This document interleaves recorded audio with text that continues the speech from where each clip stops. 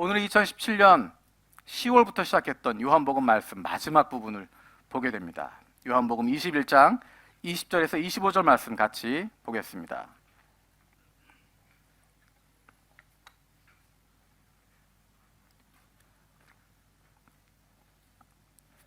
요한복음 21장 20절에서 25절. 길지 않기 때문에 한 목소리로 같이 읽도록 하겠습니다. 20절부터 읽겠습니다. 시작. 베드로가 돌이켜 예수께서 사랑하시는 그 제자가 따르는 것을 보니 그는 만찬 속에서 예수의 품에 의지하여 주님을 파는 자가 누구오니까 묻던 자더라. 이에 베드로가 그를 보고 예수께 여짜오되 주님, 이 사람은 어떻게 되겠사옵나이까? 예수께서 이르시되 내가 올 때까지 그를 머물게 하고자 할지라도 내게 무슨 상관이냐? 나를 따르라 하시더라. 이 말씀이 형제들에게 나가서 그 형 제자는 죽지 아니하겠다 하였으나 예수의 말씀은 그가 죽지 않겠다 하신 것이 아니라 내가 올 때까지 그를 머물게 하고자 할지라도 내게 무슨 상관이냐 하신 것이로라. 이 일들을 증언하고 이 일들을 기록한 제자가 이 사람이라. 우리는 그의 증언이 참된 줄 아노라. 예수께서 행하신 일이 이 외에도 많으니 만일 낱낱이 기록된다면 이 세상이라도 이 기록된 책을 두기에 부족할 줄 아노라. 아멘. 우리가 요한복음 말씀을 2017년 10월 첫 번째 주부터 나누기 시작했었습니다. 제가 요한 동경교회 하나님께서 보내주셔서 취임한 지 1년이 지나고 그 다음 주부터 시작했던 강해 설교 시리즈입니다. 요한복음 강해 설교를 시작했던 이유는 크게 두 가지가 있습니다. 작은 이유는 제가 요한복음을 좋아하기 때문이기도 했지만 큰 두 가지의 이유가 있었습니다. 요한복음 강해 설교를 시작했던 가장 중요한 첫 번째 이유는 우리 교회가 요한 동경교회이기 때문입니다. 요한교회이기 때문에 요한복음을 같이 나누고 싶었습니다. 요한 2.0이라고 하는 교회론에 대한 설교를 같이 했었습니다. 하나님이 우리 요한교회를 이곳 동경에 세워주신 그 이유를 생각하고 그동안 해왔던 좋은 것들, 잘해왔던 것들 잘 계승하고 아쉬웠던 부분이 있다면, 부족한 부분이 있다면 그것 다시 채워가고 새롭게 만들어가자 기대했습니다. 하나님이 기뻐하시고 사랑하시는 그런 교회 되게 해달라고 하는, 그렇게 바꾸어달라는 기대하는 마음을 가지고 있었습니다. 그래서 요한교회 하면 떠오르는 이미지, 그 이미지를 바꾸고자 하는 것이었습니다. 요한교회 요한 들으면 떠오르는 것이 요한복음의 요한을 떠오르게 되고, 요한, 하나님이 사랑하시던, 예수님이 사랑하시던 그 제자 요한이 떠오를 수 있으면 좋겠다 하는 마음으로 말씀을 같이 나누었습니다. 두 번째 이유는 요한복음에는 예수님이 누구이신지에 대해서 잘 나와 있기 때문입니다. 예수님을 따르는 사람들, 예수님의 제자들, 하나님의 자녀들은 예수님이 누구이신지 알아야 하는 것이고 하나님이 어떤 분이신지 알아야 하는 것입니다. 예수님을 3년이나 따랐던 제자들도 사실은 예수님이 누구신지 미처 깨닫지 못했습니다. 나중에서야 예수님이 그리스도라고 하는 것, 하나님의 아들이시라고 하는 것, 그분이 바로 하나님이라고 하는 것 깨닫게 되었고 그들의 인생이 달라졌고 그들의 삶이 달라졌고 그들이 목숨도 아까워하지 않게 되었습니다. 우리가 예수님을 위해서 사역한다고 이야기하고 하나님 위해서 일한다라고 이야기하면서 예수님이 어떤 분이신지, 예수님이 누구이신지를 잊어버릴 수 있기 때문에 예수님이 누구이신지, 하나님이 어떤 분이신지 잊지 않기 위해서 요한복음 말씀을 통해서 예수님을 발견하기 원해서 그 말씀을 같이 살펴봤습니다. 우리가 다음 주부터는 2020년 시작하면서 새로운 시리즈를 시작하게 됩니다. 우리가 그동안 이야기했던 것처럼 2020년에는 전교인이 성경 일독을 하게 됩니다. 여러분 주보에 들어가 있는 성경 읽기표, 그것에 있는 것처럼 매일마다 읽어야 할 분량들이 있습니다. 한국부, 일본부, 중국부, 영어부 함께 읽어가게 됩니다. 매일마다 그 분량을 읽어가고 주일날에도 그 내용 가운데서 설교 말씀을 하게 됩니다. 그래서 다음 주일, 신년 주일에는 창세기 말씀을 나누게 되고 12월 마지막 주일에는 요한계시록 말씀을 통해서 1년을 마무리하게 되어집니다. 우리 모든 교우가 한 마음으로 같이 말씀을 읽어가고 있을 때 하나님께서 우리에게 주실 은혜를 기대하게 됩니다. 우리에게 주실 기쁨들을 기대하게 됩니다.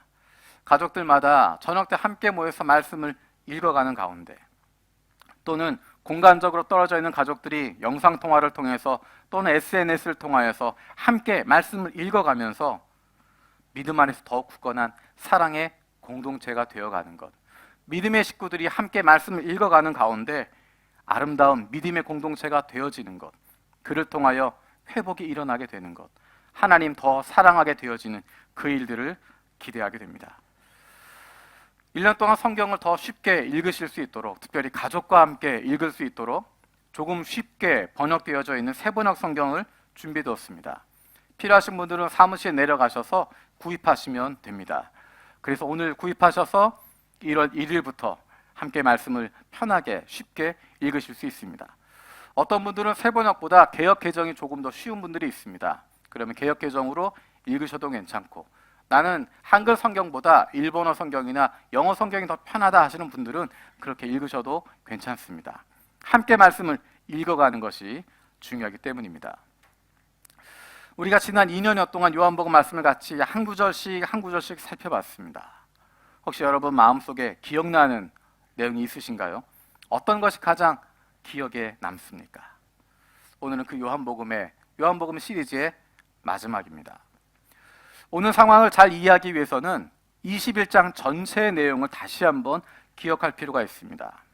여러분 잘 알고 계신 내용이지만 다시 한번 반복해서 말씀을 드립니다. 부활하신 예수님을 몇 번 만났던 베드로가 그가 그의 고향으로 돌아갑니다.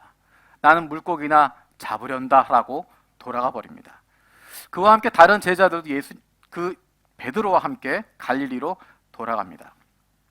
밤새 고기를 잡으려고 했는데, 원래 어부였던 그들의 전공대로 밤새 고기를 잡으려고 했는데 한 마리도 잡지 못합니다. 밤새 헛수고를 하고 힘을 다 빼고 실망한 가운데 있습니다. 그때 저 멀리에서 예수님께서 나타나셔서 물어보십니다. 얘들아, 고기가 있느냐? 배 오른편에 그물을 던져라. 그 제자들 배 오른편에 그물을 던지고 그물이 찢어질 정도로 많은 물고기를 잡게 됩니다. 그때 예수님의 사랑받던 제자 요한이 주님이시다라고 이야기합니다. 베드로가 그 이야기를 듣고 옷을 급히 챙겨 입고 물 위로 뛰어내립니다. 예수님께서 해변에 계시면서 모닥불을 피워놓고 떡을 구우시고 생선을 구우시고 제자들과 함께 아침 식사를 나누시게 됩니다. 그 가운데 예수님이 베드로에게 물어보십니다. 네가 나를 사랑하느냐? 네가 나를 사랑하느냐? 네가 나를 사랑하느냐? 그리고 예수님이 3번이나 베드로에게 이야기하십니다. 내 양들을 돌봐달라. 내 양들을 돌봐달라는 것입니다. 그리고 난 이후의 이야기가 18절, 19절인데 그 이야기가 오늘과 연결되어집니다. 우리 18절, 19절 말씀, 요한복음 21장 18절, 19절 말씀 같이 읽겠습니다. 시작.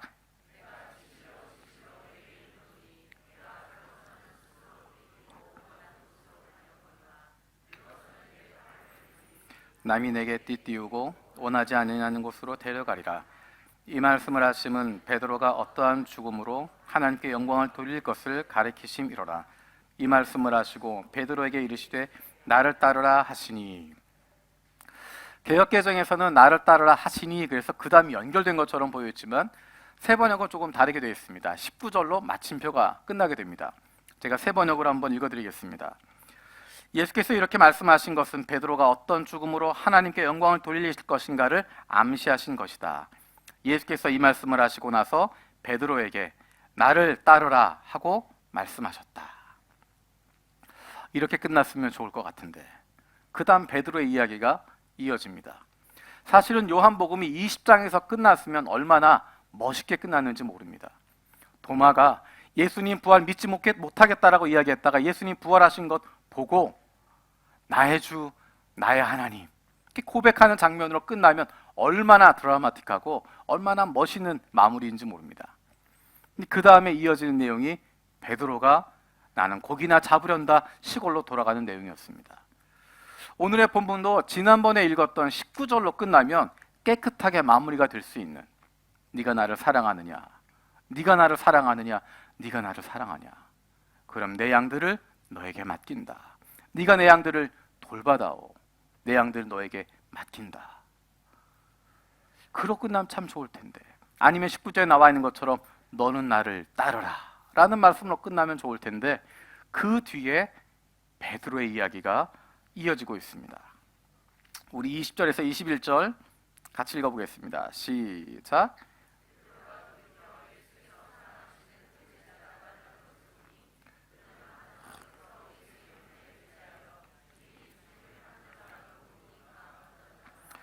이에 베드로가 그를 보고 예수께 여짜오되 주님, 이 사람은 어떻게 되겠사옵니까? 어떤 이야기냐면 베드로만 있는 것이 아니라 그 옆에 요한도 있었고 다른 제자들도 함께 있었습니다. 예수님께서 베드로에게 베드로의 앞날이 어떻게 될 것이다 말씀하시고 너는 나를 따르라 말씀하셨더니, 베드로가 그 이야기 듣고 아멘으로 따라가는 것이 아니라 그 이야기 듣고 주변을 돌아봅니다. 뒤를 돌아보니까 바로 요한이 있습니다.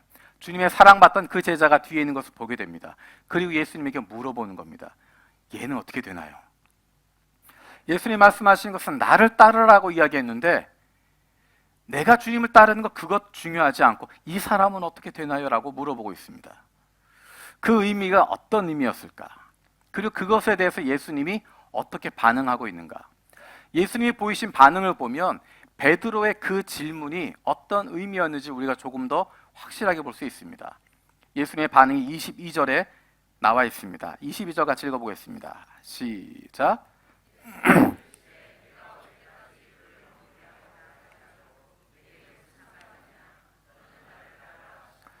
쉬운 편으로 이야기하면 요한에 대한 관심 끄고 너는 나를 따르라.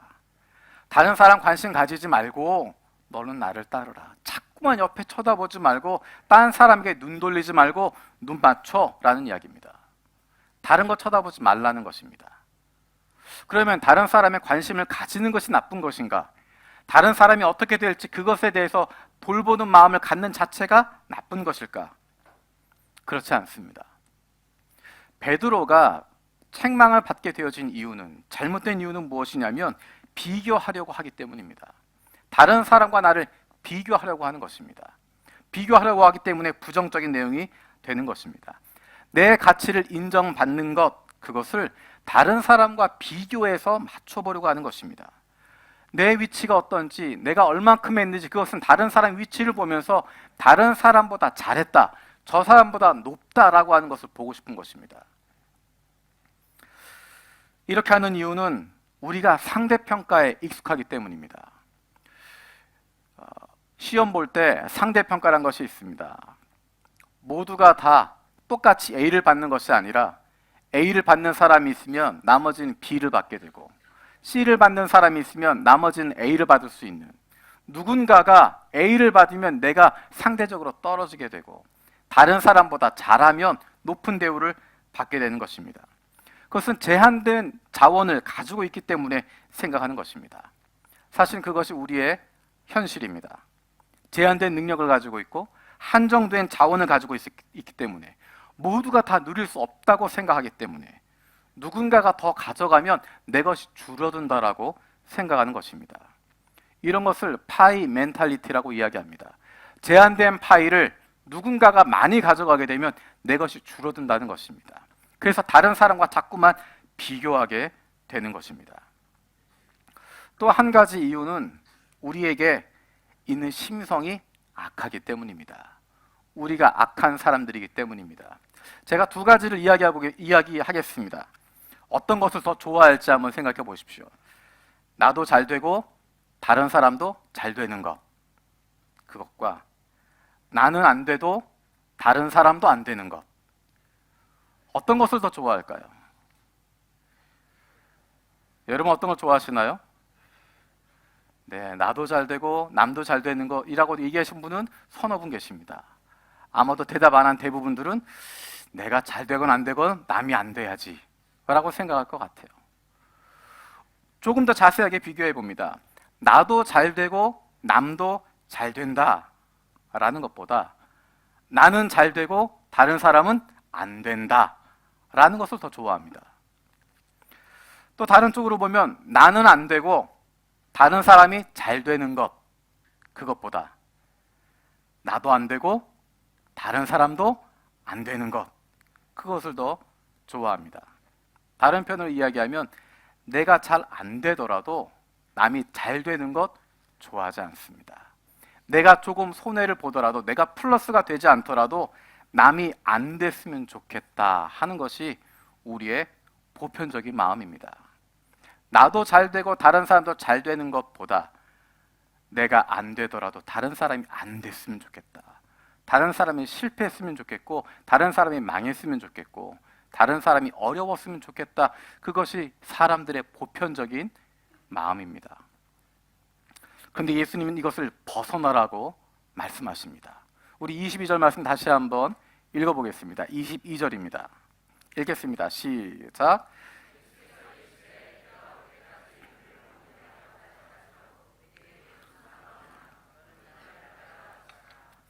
다른 사람에 대해서 관심을 가지되 긍정적인 방향으로 관심을 가지라는 것입니다. 그것이 바로 좋은 이웃이 되는 것입니다. 즐거워하는 사람 보면 같이 즐거워할 수 있는 것이고, 우는 사람 보면 같이 울어줄 수 있는 삶을 살아가는 것입니다. 즐거워하는 사람 보면서 즐거워할 수 있기 위해서는 상대평가의 생각을 버려야 됩니다. 우리의 삶은 제한된 축복을 나누는 것이 아닙니다. 한정된 자원을 나누고 있는 것이 아닙니다. 모두에게 풍성하게 남음이 있는 복을 주시는 하나님의 능력을 신뢰할 수 있어야 됩니다. 제한되어져 있는 파이 멘탈리티가 아니라 오픈 멘탈리티를 갖는 것입니다. 하나님의 능력에는 제한이 없다는 것을 알아야 되는 것입니다. 내 눈앞에 있는 파이, 이것이 떨어지고 나면 하나님이 새로운 파이 주실 것 믿고 나아가는 것입니다. 제한되어져 있는 이것으로 끝내는 것이 아니라 하나님이 더 채워주시는 것, 더 많은 것 주시는 것, 공급해 주시는 것, 하나님의 능력에 한계가 없다고 하는 것, 그래서 모두가 다 쓰고도 남음이 있도록 공급해 주시는 분이라고 하는 것, 그것을 기억해야 하는 것입니다. 내가 안 되더라도 다른 사람 안 돼야 된다 생각하는 그 마음을 바꾸어야 한다고 말씀하십니다. 조금 전에 이야기했던 것처럼 그런 생각 드는 것이 보편적인 생각입니다. 그런 생각을 갖는 것이 일반적인 생각입니다. 예수님 믿지 않는 사람, 하나님의 자녀가 아닌 사람들이 당연히 그렇게 생각하는 것입니다. 하지만 예수님을 따르는 사람이라면, 내가 하나님의 자녀가 된 사람이라고 한다면 그 인식을 바꾸어야 한다는 것입니다. 다른 사람이 잘 되는 것 기뻐할 수 있어야 한다는 것입니다. 그것은 다른 사람이 남이 아니라고 하는 것을 인식할 때 가능합니다. 그가 내 가족이라고 하는 것을 인식할 수 있어야 가능합니다. 그와 내가 하나라고 하는 것을 깨달아야 됩니다. 그래서 예수님께서 말씀하신 것처럼 내 이웃을 내 몸과 같이 사랑하라 말씀하신 것처럼, 내 이웃이 바로 내 몸과 같다고 하는 것, 내 이웃이 다른 사람들이 내 가족과 같다고 하는 것, 내 몸과 같다고 하는 것을 기억하는 것입니다. 이웃을 나 자신처럼 여기게 될 때 다른 사람이 잘 되는 것 기뻐할 수 있습니다. 하나님을 나의 아버지라고 고백할 때 비로소 그것이 가능해질 수 있습니다. 하나님이 내 아버지이시고 나와 다른 이들도 모두 하나님의 자녀라고 하는 것 기억할 때, 그가 나의 형제라고 하는 것, 그가 나의 가족이라고 하는 것, 그리고 하나님께서 이것을 통해서 가장 좋은 길로 인도하신다고 하는 것 신뢰하게 되어질 때 비로소 우리는 다른 사람의 즐거움에 동참할 수 있고, 다른 사람이 즐거워할 때 함께 즐거워할 수 있습니다. 그것은 결단하는 것이고 노력하는 것입니다. 그래서 내년 표어가 좋은 이웃, 함께 즐거워하고 함께 울라라는 것입니다. 우리 같이 한번 해볼까요? 좋은 이웃, 함께 즐거워하고 함께 울라.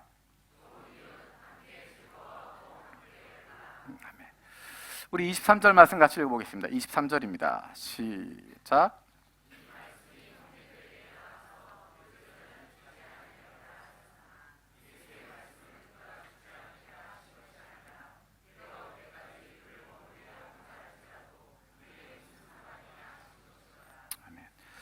실제로 사도 요한은 다른 사도들보다 장수했습니다. 다른 사도들이 순교하고 죽임을 당하는 순간에도 사도 요한은 살아남았습니다. 에베소에서 사역하면서 긴 시간 동안 제자들을 섬기게 되어지고 말씀을 선포하는 삶을 살았습니다. 그래서 요한복음은 다른 세 복음서보다 훨씬 늦게 90년경에 그것이 기록되어집니다. 그리고 그 이후에 마지막으로 요한계시록까지 기록하게 됩니다.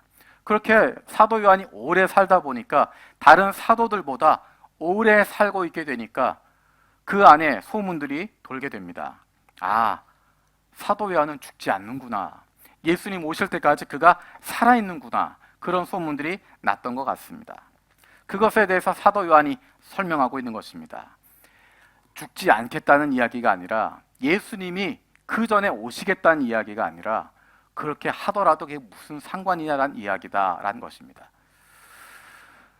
사람들은 예수님의 말씀을 들으면서 그 포커스를, 중심을 잃어버리게 됩니다.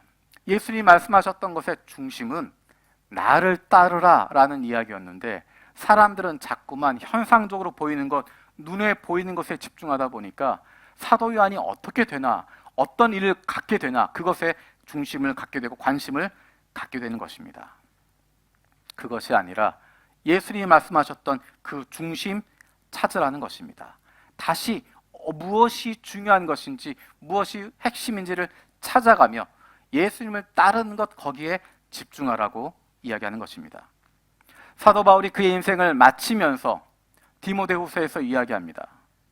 내가 그동안 정말 수고 많이 했고 베드로보다 훨씬 많은 교회를 세웠고 스데반보다 훨씬 더 많은 사람을 회심시켰고 이 세상에 있었던 그 누구보다도 가장 큰 교회를 만들었고 내가 이렇게 많은 서신서들을 남겼고 그랬으니 주님이 상 주실 거다. 그렇게 이야기하지 않습니다. 사도 바울의 고백은 단순합니다. 내가 달려갈 길 마쳤다는 것입니다. 주님이 나에게 주신 그 믿음의 선한 싸움 싸웠다는 것입니다. 베드로와 비교하지 않습니다. 스데반과 비교하지 않습니다. 바나바와 비교하지 않습니다. 다른 사람과 비교해서 내가 얼마만큼 왔는지, 남보다 얼마큼 잘했는지 그것을 이야기하는 것이 아니라 내게 주어진 그 길을 충성을 다해서 최선을 다해서 끝까지 갔다는 것입니다. 어떤 사람은 마치 100m 경주를 하는 것 같은 인생을 살아야 될 사람이 있습니다. 길지 않은 시간을 가야 할 사람이 있습니다. 어떤 사람은 마라톤 하는 것처럼 살아가는 사람도 필요합니다. 먼 길을 오랜 시간 동안 달려가야 하는, 끝까지 달려가는 사람도 있습니다. 어떤 사람은 발 한 걸음, 두 걸음 내딛으면서 젖 먹던 힘까지 다 내어서 겨우겨우 한 걸음, 두 걸음 걸어갈 수 있는 사람이 있는가 하면 어떤 사람은 한 번 내딛으면 100m를 10초에, 11초에 뛸 수 있는 사람도 있습니다.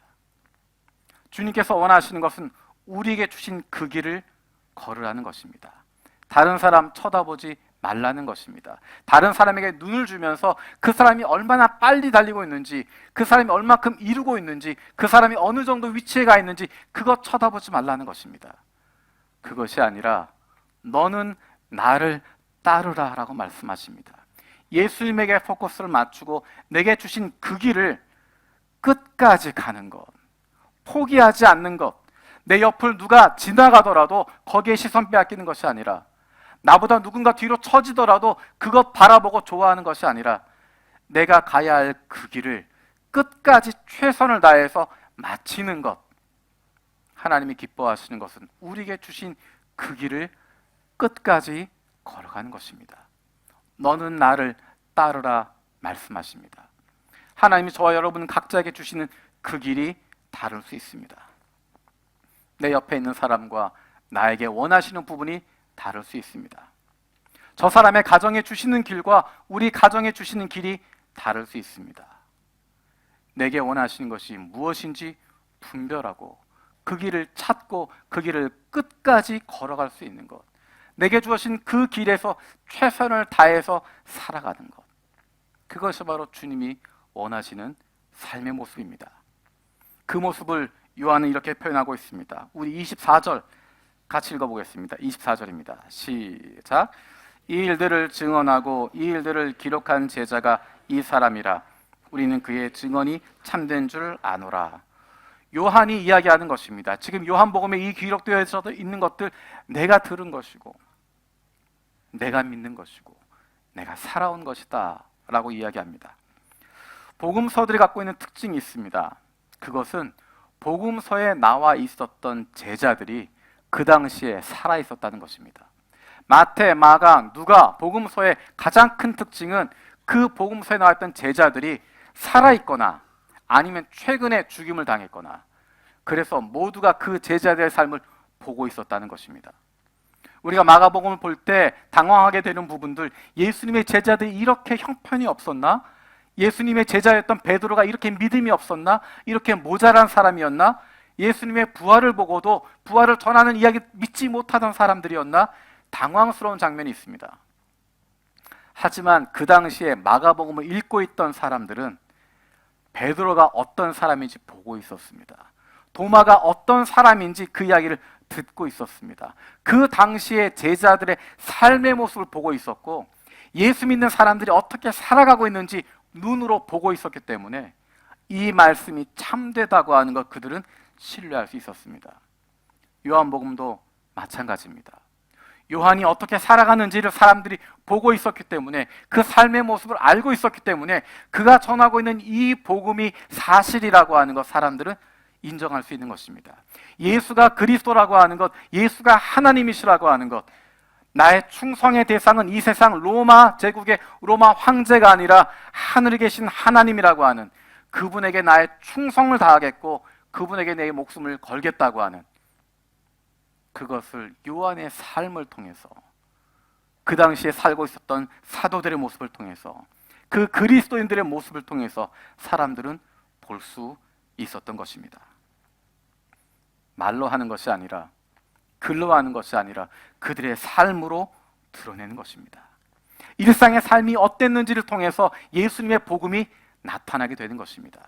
정말 그렇게 믿고 그 믿음을 가지고 세상 속에서 어떻게 살아가는지 하나님이 내 인생 책임지신다고 하는 그 확신을 가지고 어떻게 경제생활을 하고 어떻게 가정생활을 하고 어떻게 학교에서 지내고 어떻게 다른 사람과의 관계를 가지고 있는지 사람들은 그것을 보면서 예수님이 살아계시다고 하는 것, 하나님이 살아계시다고 하는 것, 저 사람이 말하는 그 증거가 옳다라고 하는 것을 믿게 된다는 것입니다.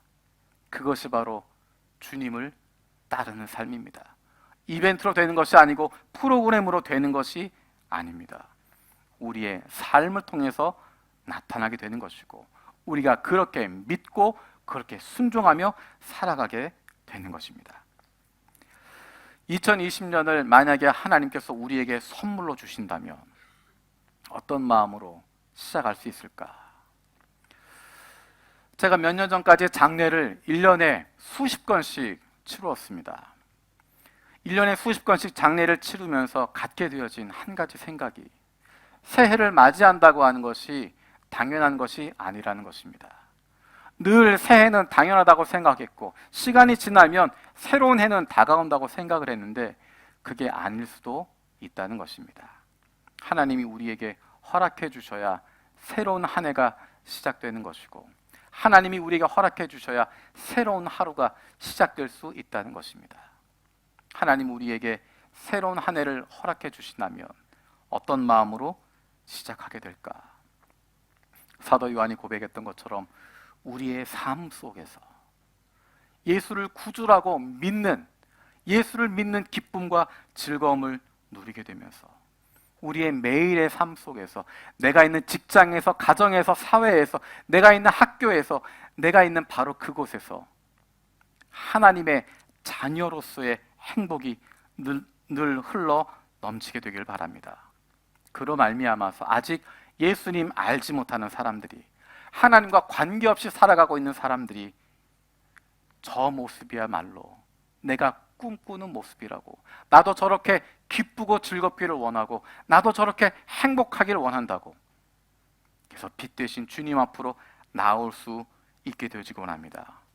저 여러분들이 하나님의 마음을 시원케 할 수 있는 예수 그리스도의 뜻을 세상 속에서 펼쳐가는데 쓰임받을 수 있는 저와 여러분들 되어지길 원합니다. 기도하겠습니다. 살아계신 아버지 하나님, 감사드립니다. 지난 2년여 동안 요한복음 말씀을 통해서 예수님이 하나님의 아들이라고 하는 것, 예수님이 나의 주님이라고 하는 것 고백하게 하심을 감사드립니다. 신앙의 대상으로서가 아니라 내 인생의 주인이심을 고백하게 해주시고, 내가 예수를 나의 주라고 고백할 때 주님께서 내 인생 책임져 주시는 것, 하나님은 나의 아버지라고 고백하게 되어질 때 아버지 하나님이 자녀된 우리의 인생을 책임지시고 인도하신다고 하는 확신을 갖게 하여 주시고, 그로 말미암은 기쁨과 즐거움이 넘치게 하여 주시옵소서. 2020년 우리에게 선물로 주시는 그 시간에도 매일의 삶 속에서 예수를 나의 주, 나의 하나님으로 고백하며 하나님의 자녀로서의 기쁨과 즐거움을 날마다 누리며 살아가는, 그리고 그 기쁨과 즐거움을 통하여서 아직도 어둠 가운데 있는 영혼들이 빛 대신 주님 앞으로 나아올 수 있도록 하나님 우리를 사용하여 주시옵소서. 감사드렸고 예수님의 이름으로 기도드립니다. 아멘.